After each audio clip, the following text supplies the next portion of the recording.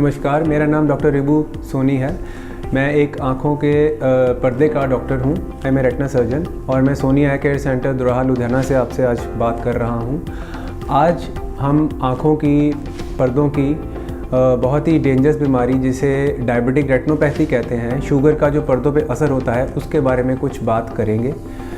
Basically diabetic retinopathy एक disease है जिसमें आपकी बॉडी में जो ग्लूकोज होता है या तो वो प्रॉपरली स्टोर नहीं कर पाती आपकी बॉडी या फिर उसको यूटिलाइज़ नहीं कर पाती और पूरे शरीर में, पूरी बॉडी में शुगर का लेवल बढ़ता है, जिसका असर आपके आंखों के पर्दों पे, आपके किडनीज़ पे और नसों पे पड़ता है। तो आज हम डायबिटिक रेटिनोपैथी के बारे में बात करेंगे।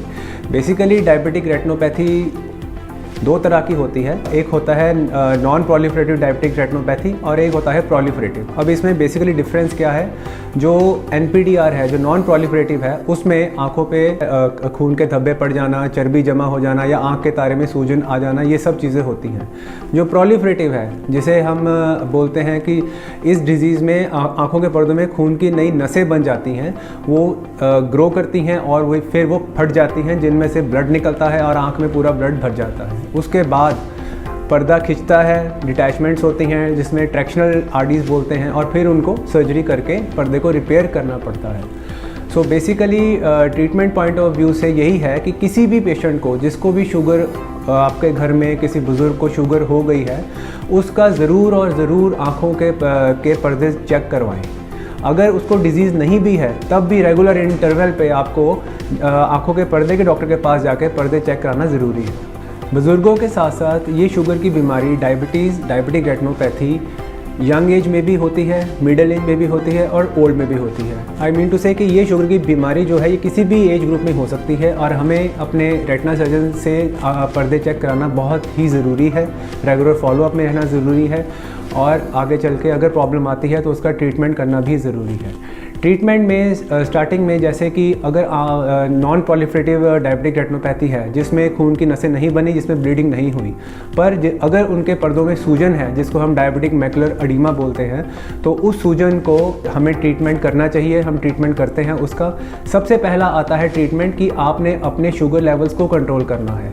मेटाबॉलिक प्रोफाइल ये है कि आपके शरीर में शुगर, 3 महीने की एवरेज शुगर, आपके पूरी बॉडी में चर्बी का लेवल कितना है और आप क्या ट्रीटमेंट ले रहे हैं, उसे आप कैसे कंट्रोल में कर रहे हैं, डाइट कैसे कंट्रोल में कर रहे हैं, दैट इज़ नंबर 1। अगर वो कंट्रोल में रहेगा तो सारे बाकी ट्रीटमेंट धीरे धीरे कम होते चले जाएंगे। दूसरे नंबर पे आता है अगर किसी पेशेंट को DME है, डायबिटिक मैकुलर एडिमा है, तो उसकी सूजन के लिए आजकल हमारे पास अलग अलग तरह के इंजेक्शंस हैं जो कि आंखों में लगते हैं, जिनसे सूजन कम होती है। पर इंजेक्शन के साथ साथ आपको अपनी डाइट का, अपने शुगर लेवल्स का भी कंट्रोल में रखना है। अगर आप उस साइड से कंट्रोल में नहीं रख रहे और इधर से इंजेक्शन लगवाई जा रहे हैं तो उस ट्रीटमेंट का कोई मतलब नहीं है। दोनों चीज़ें साथ में लेके चलना ही ज़रूरी है। इसके बाद प्रोलिफरेटिव डायबिटिक रेटिनोपैथी, जिसमें के खून की नसें बनती हैं।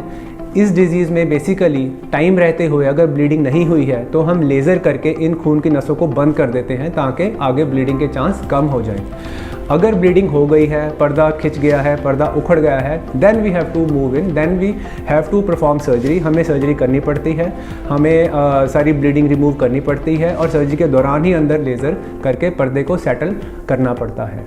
ये सब ट्रीटमेंट के बाद लास्ट में मैं आपसे यही रिक्वेस्ट करूँगा कि ये जो डायबिटिक रेटिनोपैथी डिज़ीज़ है, इसका एक गोल्डन रूल है कि आप अगर नियमित तौर से खा रहे हैं, सही डाइट ले रहे हैं, सही एक्सरसाइज कर रहे हैं, तो आपको ये बीमारी होगी ही नहीं कभी। Prevention is always better than cure.